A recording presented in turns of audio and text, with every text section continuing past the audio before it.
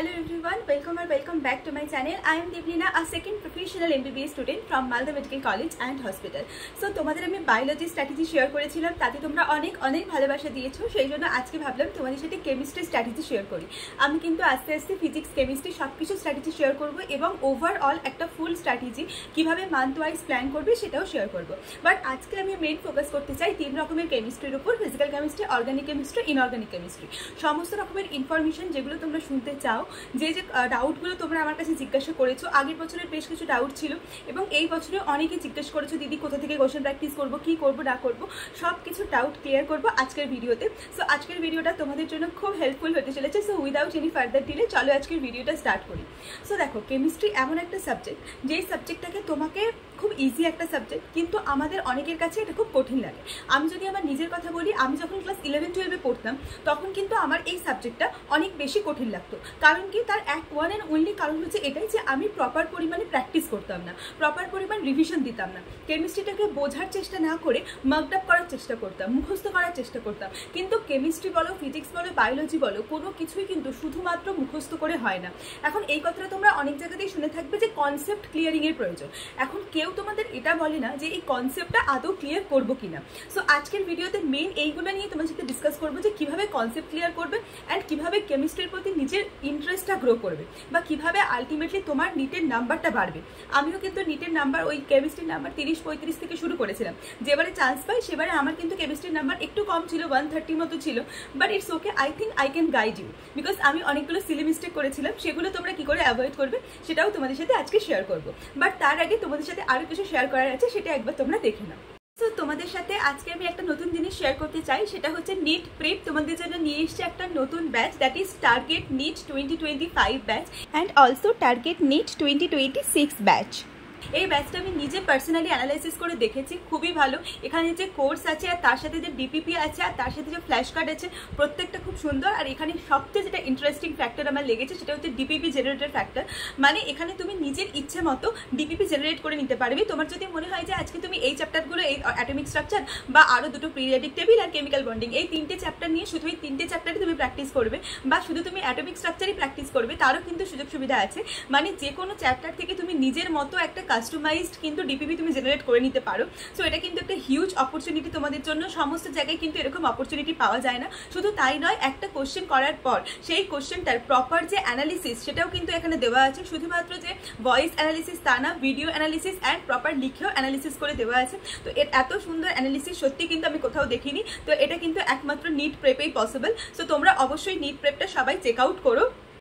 এই ব্যাচের আরেকটা যে ফিচার সেটা হচ্ছে high yield question bank test সিরিজের ব্যবস্থা, এবং তার সাথে তুমি পেয়ে যাচ্ছ কিন্তু প্রপার টার্গেট সেটিং অপরচুনিটি। তো সব কিছু মিলিয়ে আমার মনে হয় এই ব্যাচটা একটা কমপ্লিট ব্যাচ। তো তোমরা অবশ্যই এই ব্যাচটা সবাই চেক আউট করতে পারো। আর যে সমস্ত উত্তরগুলো ভুল হচ্ছে বা ঠিক হচ্ছে তারও একটা প্রপার অ্যানালিসিস তোমরা এই ব্যাচ থেকে পেয়ে যাচ্ছ। এখানে কিন্তু অবশ্যই একটা লিডার বোর্ডেরও ব্যবস্থা আছে, যেটা লিডার বোর্ড থেকে তুমি তোমার নিজের র্যাঙ্কটাও জানতে পারবে, তুমি কতটা ইমপ্রুভ করছো না করছো সেটাও তুমি দেখতে পারবে।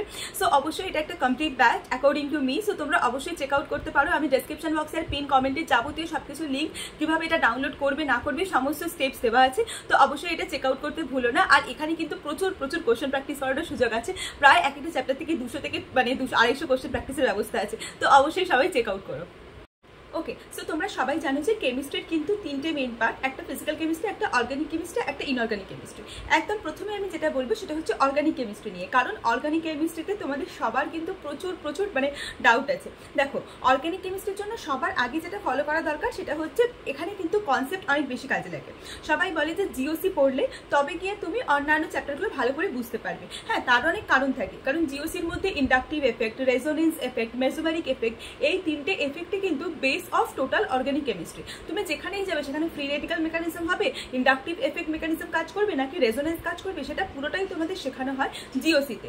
আমার কিন্তু বরাবর জিওসি খুবই ইজি লাগতো না, খুবই টাফ লাগতো।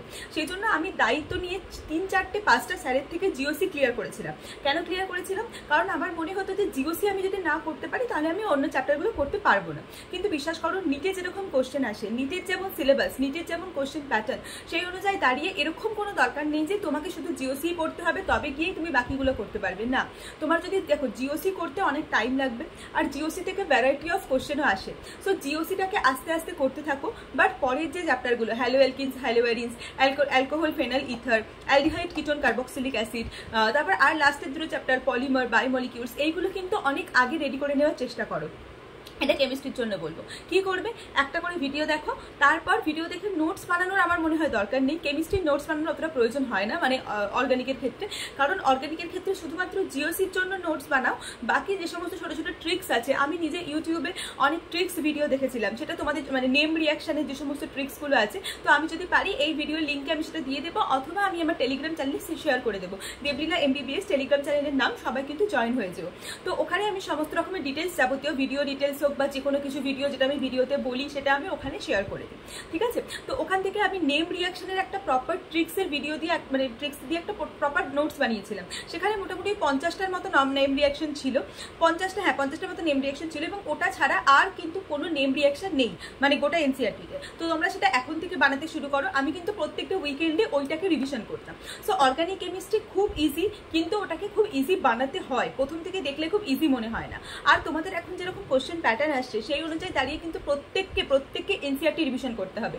আমার বেলা যেমন অ্যাসারশন রিজন কোশ্চেন এসেছিল এখান থেকে, মানে তোমার অর্গানিক কেমিস্ট্রি থেকে, তাহলে কিন্তু বুঝতে পারছো, মানে ধরো বলে দিল ইথারের বয়লিং পয়েন্ট এটা, রিজন এটা, তোমাকে বলতে হবে কোনটা ট্রু কোনটা ফলস। মানে বুঝতে পারছো যে তুমি যদি NCERT না পড়ো এই লাইনগুলো তো তুমি কখনো বুঝতেই পারবে না। তো এই জন্য বলছি যে প্রত্যেকে NCERT রিভিশন দেওয়া শুরু করো, NCERT রিডিং দেওয়া শুরু করো। একবার ভিডিও দেখে নিলে কনসেপ্টগুলো মাথার মধ্যে বসে গেল, এরপরে রিডিং দাও। কারণ অতটাও বেশি মেকানিজমের আমার বোধহয় দরকার হয় না, কারণ আমরা কেউ যেই দিচ্ছি না বা যেই মানে অ্যাডভান্স দিচ্ছি না বা যেই মেন্স দিচ্ছি না যে আমাদের অতটা মেকানিজম লাগবে। নিটে মেনলি খুব মুখস্থ বিদ্যা টাইপেরই কোশ্চেন আসে, কিন্তু যতটা পারবে বোঝো, বাকি যেটা বুঝতে পারছো না আপাতত ছেড়ে দাও। পরে যদি গিয়ে দেখো খুব ভালো গ্রিপ চলে এসছে, তারপরে গিয়ে মানে ওই জিনিসগুলো বোঝার চেষ্টা করো। জিওসি একদিক থেকে হোক, বাকি চ্যাপ্টারগুলো আরেক দিক থেকে হোক। তো এটাই অর্গানিক কেমিস্ট্রি নিয়ে বলার। আর অর্গানিক কেমিস্ট্রির একটা মানে ওয়ান অ্যান্ড অনলি ব্যাপার হচ্ছে কোশ্চেন প্র্যাকটিস করা। তুমি যদি সব কিছু করেও কোশ্চেন প্র্যাকটিস না করো তাহলে কিন্তু অর্গানিক কেমিস্ট্রিতে হবে না, কারণ তুমি শুধু পড়লে তোমার কোনো লাভ হলো না। যদিও আমি যত মানে টিচারকে দেখেছি, যে কোনো প্ল্যাটফর্মেরই হোক, সমস্ত টিচারই কিন্তু ধরো একটা রিয়াকশন তোমাদের পড়ালো, সেই রিয়াকশনটা পড়ানোর পর কিন্তু তার থেকে 8টা 10টা কোশ্চেন করায়, আমি এটা দেখেছি সাধারণত। তো সেটাই করবে, সেটাই করা উচিত। অ্যান্ড তারপরে যেটা মেন সেটা হচ্ছে PIQ। হ্যাঁ, এরকম অনেক PIQ 2007-এর ওপরে যে সমস্ত PIQ-গুলো আছে সেগুলো থেকে কিন্তু এরকম অনেক কোশ্চেন পাবে, যেখানে তুমি বুঝতে পারবে যে তোমার হচ্ছে যেগুলো NCERT-তে কোথাও নেই, বা সেগুলো হচ্ছে ওল্ড সিলেবাসের কোশ্চেন। আমি বলবো সেগুলোও করে নাও। 37 ইয়ার্স বা 35 to 36 ইয়ার্সের PIQ কিচ্ছু ছাড়বে না, সব করবে, কারণ বলা যায় না কখন কোথা থেকে কোশ্চেন এসে গেল। যদি ওই কোশ্চেনটা এসে যায় তাহলে তুমি বেশি পারলে তুমি অ্যাডভান্টেজ পাবে, ঠিক আছে।